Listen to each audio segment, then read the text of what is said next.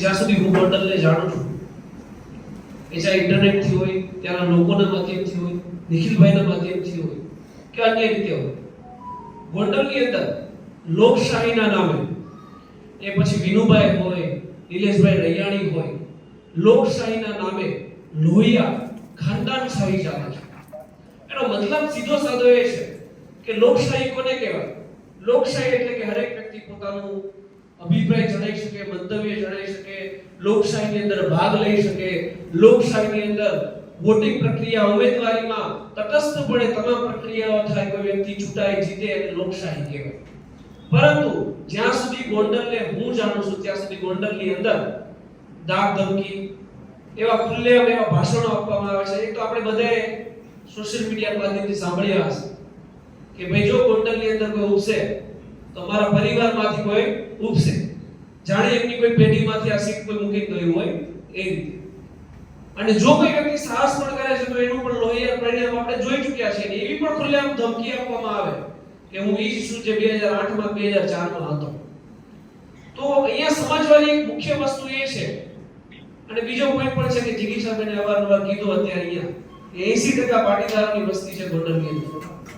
એમ છતાંય જો આપણી વસ્તી હોવા છતાં પણ ત્યાં કોઈ પણ પાટીદારનો એમએલએ ના હોય ને તો એ આપણા માટે શરમથી ડૂબી જવાની વાત છે.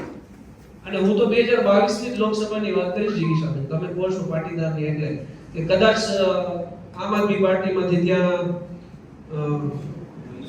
મનીષાબેન ખૂંટ ઉભા હતા, નિમિષાબેન ખૂંટ ઉભા હતા, 12,000 વોટ એમને હતા અને સમથિંગ 85,000 વોટ એમને હતા.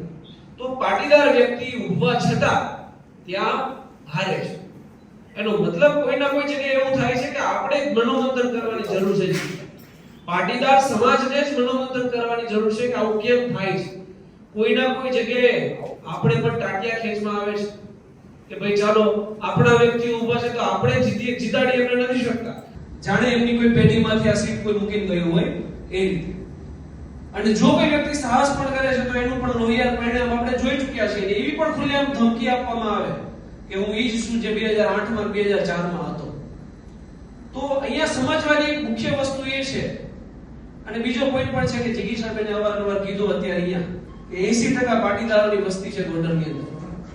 એમ છતાંય જો આપણી વસ્તી હોવા છતાં પણ ત્યાં કોઈ પણ પાટીદારનો એમએલએ ના હોય ને તો એ આપણા માટે શરમથી ડૂબી જવા જેવી વાત છે.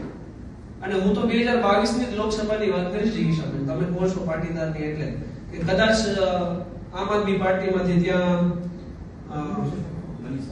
મનીષાબેન ખૂંટ ઉભા હતા, નિમિષાબેન ખૂંટ ઉભા હતા, 12,000 વોટ એમને હતા અને સમથિંગ 85,000 વોટ એમને હતા. તો પાટીદાર વ્યક્તિ ઉભવા છતાં ત્યાં હારે છે.